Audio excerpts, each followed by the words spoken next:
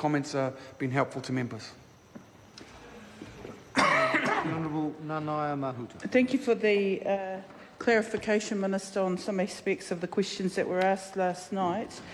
I was wondering, in terms of the role of the kaiwhakahaere as it applies to Clause 97.3a, and the ability of a kaiwhakahaere to dispose of land on behalf of owners, if permitted under the appointment, under their appointment, whether the Minister is satisfied that there are sufficient checks in this decision-making process to ensure that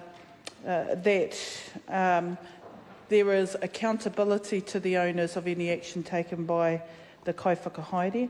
In relation to the points made around the preferred entity, I think the issue that we need to flesh out a bit more, because it will come up in part 5, will be the fundamental whakapapa connection that Māori have to land, which may not necessarily be reflected in a category of interests classified under a preferred entity.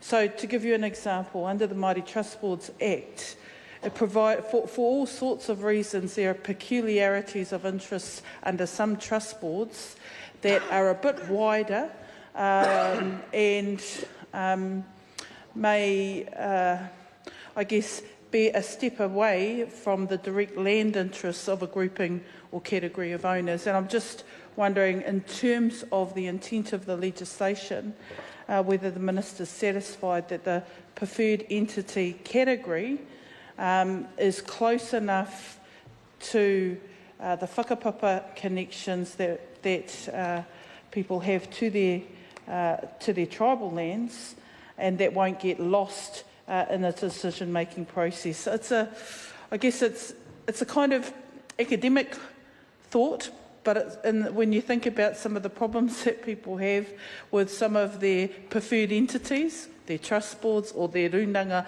and things like that, it's probably a question we should ask and get some satisfaction that we've thought about these things in the committee stages. The other aspects that I want to comment on were the issues around dispositions. Knowing that we spent a bit of time in the Select Committee going through the various clauses relating to dispositions, and this was to ensure that there were sufficient protections around the disposition of Māori land. Now, I heard the clarification, and we certainly received it at Select Committee, that by resolution, whānau could actually raise the threshold to 100% and make it very difficult to dispose of Māori freehold land. But by resolution, a progressive grouping of ownership interests could lower the threshold to dispose of Māori land. Would that be the natural consequence if a resolution could overturn the stated thresholds that are reflected in the bill? This would be, again, the type of question that we should think about as we're peering through the various clauses of the bill, to give ourselves satisfaction that we aren't creating any unintended consequences. And I'd appreciate a response from the Minister. The other interesting clause that I wanted to come to was clause 128, and in particular subclause 3A, A to C, and that was around the decisions around the granting of a term of a lease. And we know lots of parcels of land around the place where there are grazing leases, quite long leases and things like that. You need a higher threshold for a shorter term lease and a lower threshold for a longer term lease.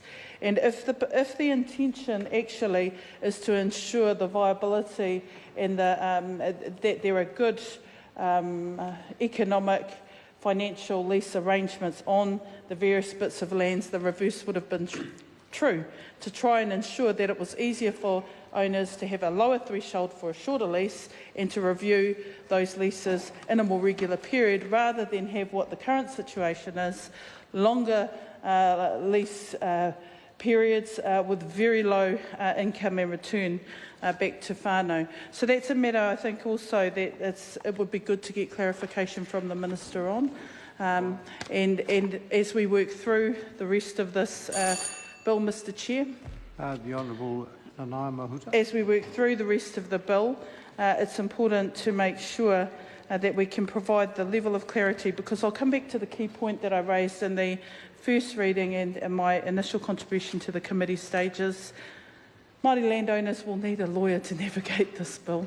It's been really difficult in the consideration of it at Select Committee, even though when we think we've had really good advice from officials and worked our way through various aspects, you actually have to be in every clause and thinking about it and looking at it from every angle to the degree that you feel that you understand it.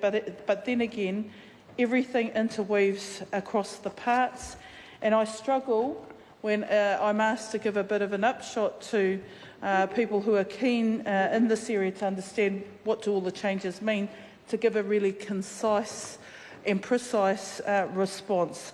And I say, well, it's a big bit of legislation. There's a lot that impact on the ways in which Māori landowners can configure themselves and create governance agreements. The intention is around improved governance structures, but we'll have to wait and see for the Māori Land Service to establish itself to see how that helps. And the intention is to provide thresholds of decision-making that strengthen the principle of retaining land, but you still have to wait for the Māori Land Service to see how you may be better supported to utilise land. So that's not a very good kind of way of presenting such a complex piece of legislation, but also an important piece of legislation. There would be no other law affecting Māori other than treaty settlements, but Māori land is fundamentally one of the key bits of law that absolutely everybody has a passion about.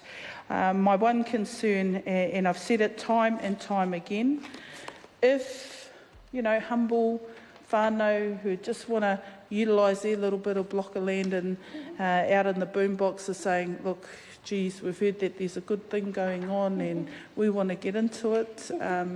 How we're going to do that and what's the first step, where do we go to? I don't think the changes are really happening, because most of the opportunities for Māori landowners exist within the context of what's been shifted to the Māori Land Service.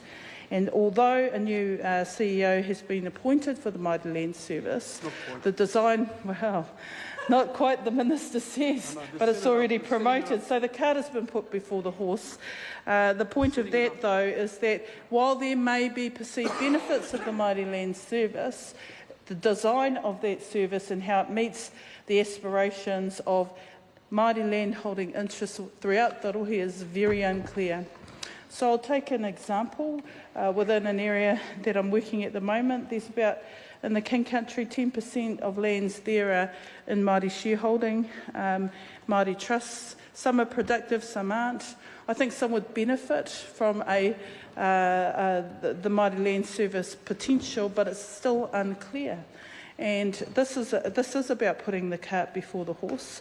And in order to have a genuine and constructive debate about the utilisation of Māori land, surely you would want to know what is the design of the service that is being geared to support them. We haven't got that.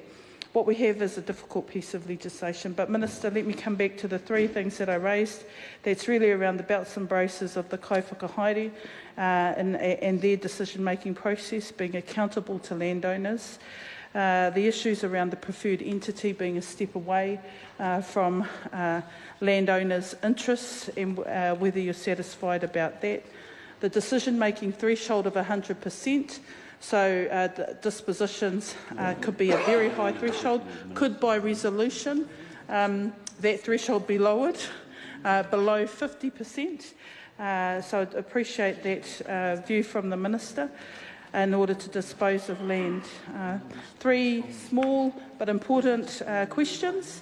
It would be useful to get a response to be able to help people navigate their way through this legislation in Part 4. Paul Foster-Bill. move that the question be now called. Marama David. Oh, thank you, Mr. Chair.